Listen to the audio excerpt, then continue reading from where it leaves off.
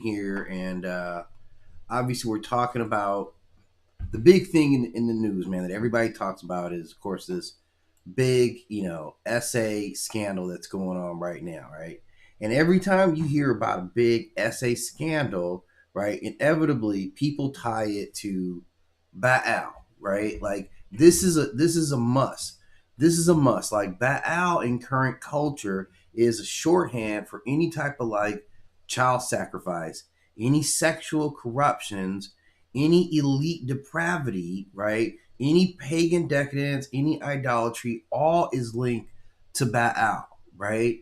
And the reason for that is that Christianity did a hatchet job on Baal, right? Like this is real talk, right? And again, I don't mess with Baal myself in no kind of way, right? But like if you look at it, man, in the book of Jeremiah, worship of Baal is linked to children being passed through fire. It's always historically debated, but Christianity has memories got it on lock, right? Like this was like two political rivals. Remember, in these early times, there was a lot of deities out there. There was a lot of different deities, right? So this became like who got a better marketing department, man? Who has better literature and better storytelling? Who's gonna stick? So when you have that, so this is a part of like the foundation of the Abrahamic belief systems that would go forward. And at the time, Baal was a title that existed in many different regions. People have their own specifics Baal because it meant Lord. So at any rate, you had a bunch of like different competitors for your religious attention. That's not uncommon in this country, right? That's I mean, here in the United States, it definitely was not uncommon in the ancient world where you have different tribes of people.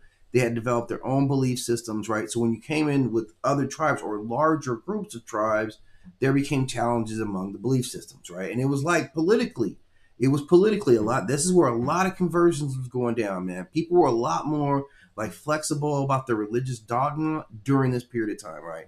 So this is where Baal has to go up against Christianity, man.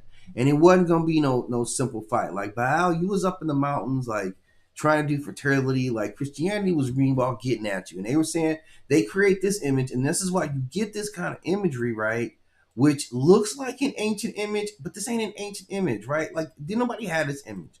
This isn't like a real ancient image because you see, like, oh, they're giving their baby to Baal, right? Telling us that he's going to eat them. And maybe, I don't know.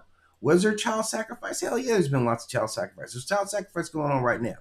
Okay, so we'll say that. But here's the thing we don't know that it was linked. And the whole point is that all the mythology about Baal eating children comes from like the Christian text, right? That's the whole thing.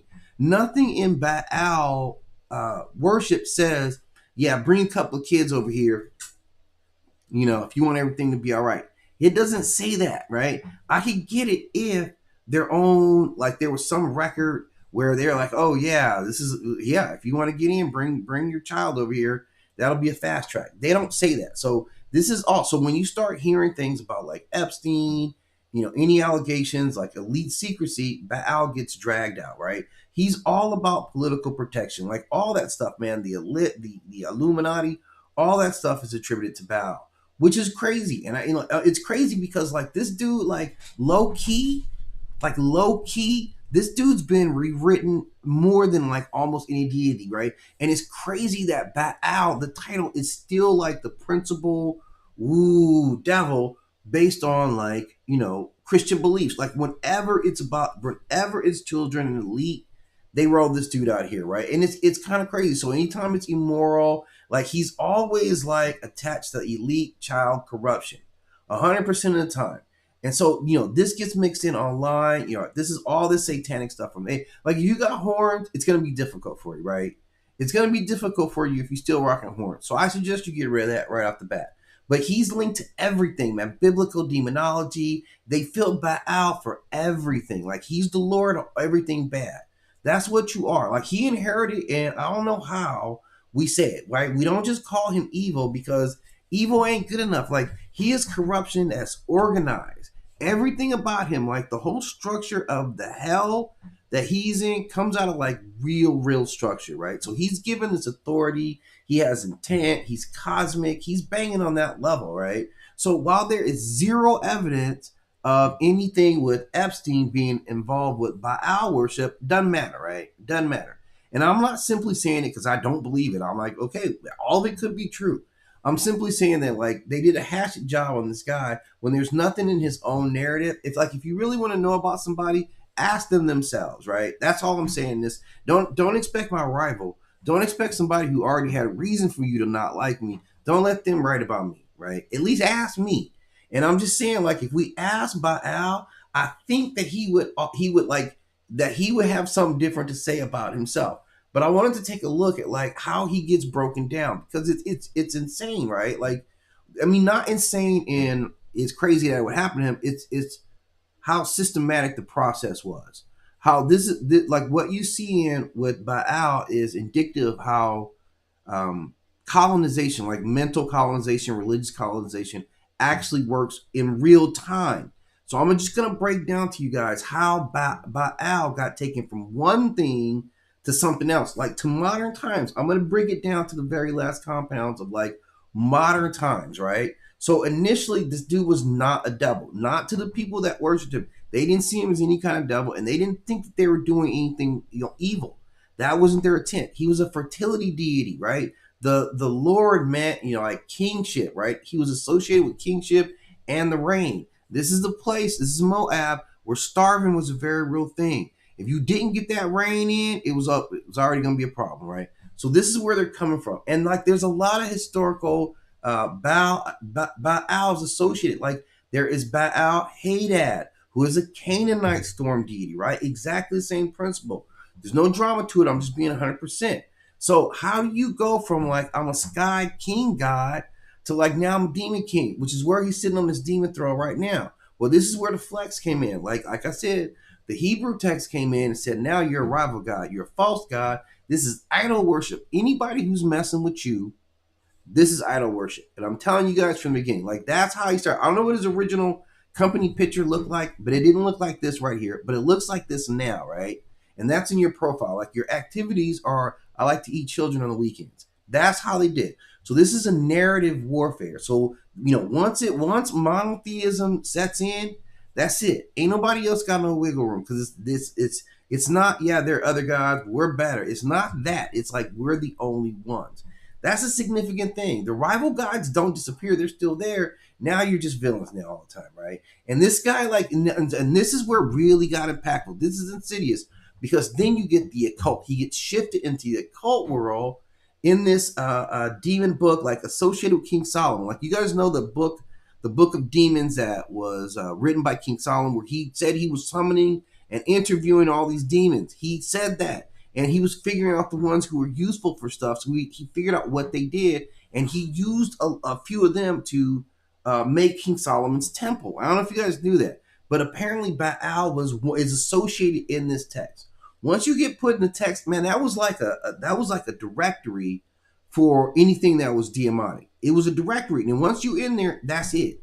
That's in your profile permanently, right? So now he gets put into hell. He's associated with this invisibility. He has these three-headed depiction. Like he's getting the energy. And at this point, now you're a demon. Now you're a demon, right? You're fully locked in. They locked you in as a demon. I'm sure your mom was like, not my baby. But you are a demon now. Once King Solomon categorized you, like think about the influence of that specific literature. That's where you see real power. Because now you're a demon. I don't care what you started off as, you're a demon now. Okay. You got traded to the other team. So then Baal starts to get global, right? Because Baal is still here right now. He ain't going nowhere, man. We're still talking about Baal. He was just on Ash vs. Evil Dead in the second season. If you want to go back and watch it, I don't know where it's streaming at, but I'd love to hear it too. It's my favorite show. And in this iteration here, he is a psychological torment demon. He's completely different. His powers are ill. This dude is mad evil. He's as evil as it gets, man. He's like pulling people's skin off. He has nothing to do with fertility in any shape or way, shape, or form. He's a manipulator. He's a very charismatic kind of villain, right? Like not kind of villain. He's a villain. There is no like rain or thunder, none of that stuff. And you ain't about to get any from him either, right? It's just mental warfare. But then my man ain't even done. He ain't even done. But Al's like, oh, you think you stopping me? No. Now I'm all up in video games. And you can see he's in Diablo 2, a very popular game, right? Very, very popular game. Now he is the Lord of Destruction, right? Your titles keep changing. Your job, man, like, I don't know where you're going if you're on LinkedIn, but your job titles are escalating all the time. Like, you're pure chaos. You're cosmic scale evil. Like, you're fully into the infernal. Again, you're no longer a storm god. This is what you started at. You used to play the point. Now they got you running the two, right? Took the ball out of your hands. You're no longer a storm god. You are an apocalyptic force. And then in this film coming up, the black coat's daughter, there's subtle references to him, not historical accounts, but basically he's still being called a demon. So that's still like, that is his modern, this is the modern interpretations of what Baal is. And I'm telling you now that there's a big scandal going on right now. And I'm not saying that they're not worshiping him. I'm just saying he doesn't say anything about anybody ever worshiping me with the children. He doesn't say anything about that, right? There's a lot of Baals, so maybe one of them did. I don't know. But this is the narrative. Like, so we're going to see this come out anytime we talk about the Illuminati. So I figured, why not talk about him in this modern evolution of him from being like storm god, like, fertility gods, like now you're on Ash versus Evil Dead, and you took it out. So that's a heck of a ride. That's a real storyline. That's great character arc. And I think the main thing is, like, no matter what, he's like, yeah, but you're still talking about me, and that's what I need right now. What he needs is for you guys to keep talking about him, because he can try to figure out, okay, when can I make a comeback? Everybody makes a run in the fourth quarter. Everybody makes a run in the fourth quarter. So we'll see what he's got up his sleeve.